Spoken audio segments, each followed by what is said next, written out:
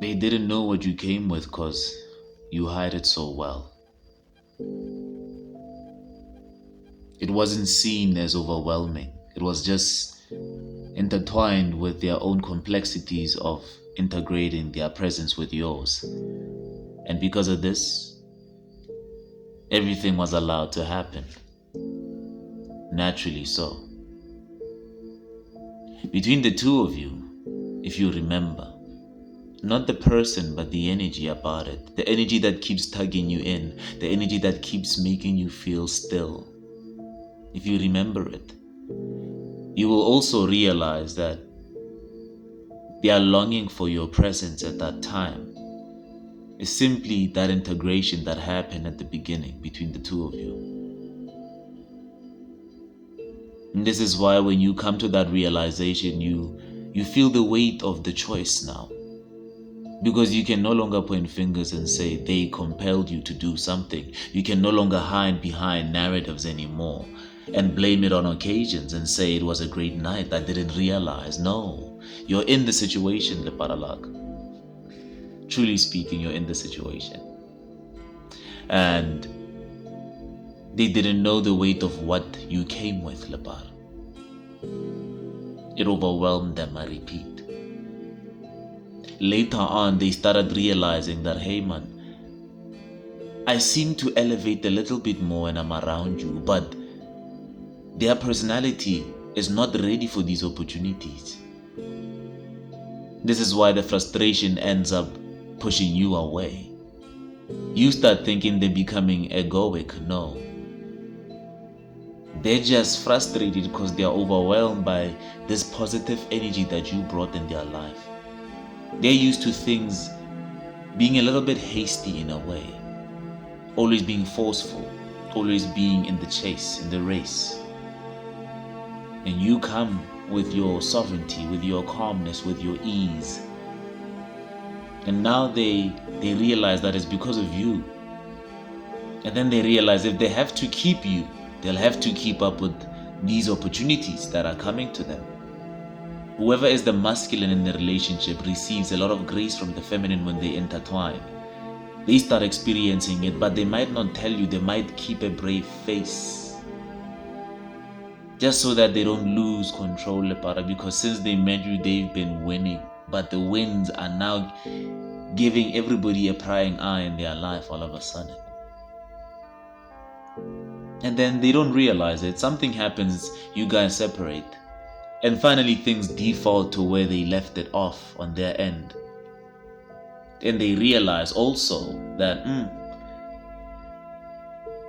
I feel abandoned. Not by you, but by something. Something they've never experienced before is gone. But by the time they realize this, it might be too late, because the spoils of your presence might have still been there as a residue to remind them that they still have it under control when they don't. It was your energy, chosen one, feeding them. With your awareness, every time you focus on something, they become aware of it. But they don't know, because it's not their turn if they treat it like this. So they think things that are intertwined with yours simply because you guys kissed, simply because you guys shook hands. Your own DNA and theirs somehow intertwined each other. And you know DNA, it has cells that are living. The cells are living inside it. They are life forms. They have their own magnetic field that affect yours internally. That's why you start behaving like them eventually. That's why you start liking what they like eventually. You understand, chosen ones? And these knowings are not to scare you, to fear not engaging with anybody in the world. This is just to let you know that some of you cultivate real essences within you, and others will need it moving forward. But they don't know they need it when they meet you. Because it's a world of duality. Somebody must be empty, somebody must be full. That's why you guys meet each other at the end. And that's why one of you feels betrayed and one of you feels replenished. It's a good dance, isn't it? At least you both keep your lives. Yes, I should say it like this.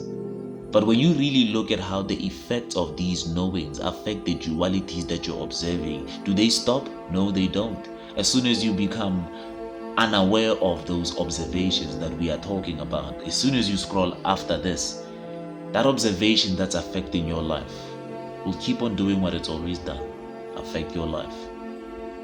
But if you are aware of it and you see how it affects your life, it doesn't affect your life. So now you see how important the becoming is, right?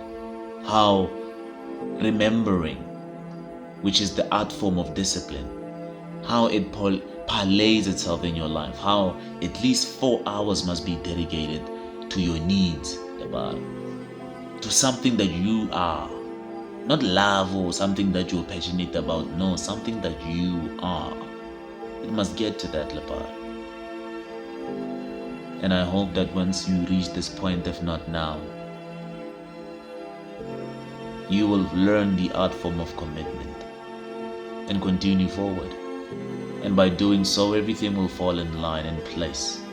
Your masculine will be so brave, it'll manipulate reality to its own decree at that time. And you'll receive these gracious ideas from your feminine side. These brilliant visionary ideas of yours, they'll start new things. The way you stimulate the new world will be up to you. Regardless of these calamities that are ensuing pretty soon, I hope you survive, Leparalak, when they start. But at least you are aware that you are part of the revolution. You are alive in it. You're still here. To experience one more wave, one more tsunami, one more earthquake, one more something. There's always something that's going to trickle you a little bit. But you're going to survive like your other ancestors. They did so. They survived. You're here because of them. God knows what you're unlocking while you're here watching. Take care of yourself, Leparalak.